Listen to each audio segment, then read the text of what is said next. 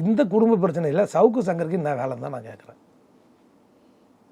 நீ ஏன் வந்து ஊதி பெருசாக எந்த டாக்டரை நீ வாய் அசிங்கமாக திட்டினியோ அந்த டாக்டரை ஆகா ஓகோன்னு சொல்லி அன்புமணி எதிராக எதுக்கு பேசுகிற? அது யார் கொடுத்த அசைன்மெண்ட்டு?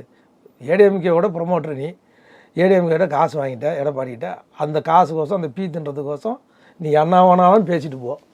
அதே அப்பம் போல சாகராரில் உள்ள போது நீ வந்து கருத்து சொல்கிற.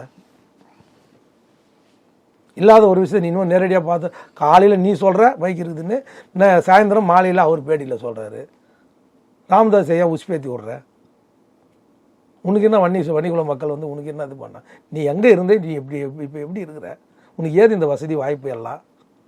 சாதாரண போலீஸ்காரனாக இருந்த நீ அங்கேயே அடித்து உன்னை வேலையை விட்டு தேத்திட்டானுங்க. டிசிப்ளின் சரியில்லைன்ட்டு ஒழுக்க நடவடிக்கை எடுத்து உனக்கு எதுக்கு இன்னொருத்தவங்க குடும்பத்தில் போய் கட்ட பஞ்சாயத்து சட்ட பஞ்சாயத்தில் பண்ணிக்கிறேன்?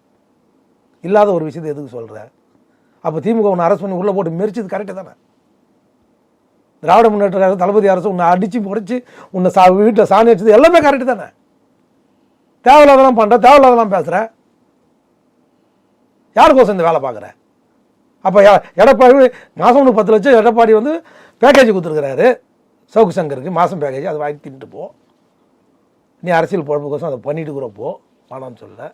இதுக்கோசம் பாமக கட்சி அன்புமணிக்கும் அப்பாவுக்கும் உள்ள பிரச்சனையை நீ எதுக்கு வந்து இன்னமும் ராமதாஸ் இன்னமும் பெரிய தியாகி மாதிரியும், யாருக்குமே துரோகம் பண்ணாத அந்த சீட்டில் வந்த மாதிரியும், ட்ரிபிள்எஸ் நடராஜனும் துரோகமே பண்ணாத மாதிரியும் பெரிய அப்போ பெரியதுன்னா நீ எதுக்கு அன்றைக்கி திட்டினு கேட்குறேன். நான் பச்சை வண்டியை ராமதாஸ் ஏன் திட்டினேன்? இன்னைக்கு எடப்பாடி கொடுக்குற பணத்துக்கோசம் ராமதாஸ் ஆகா ஓகோன்றியா?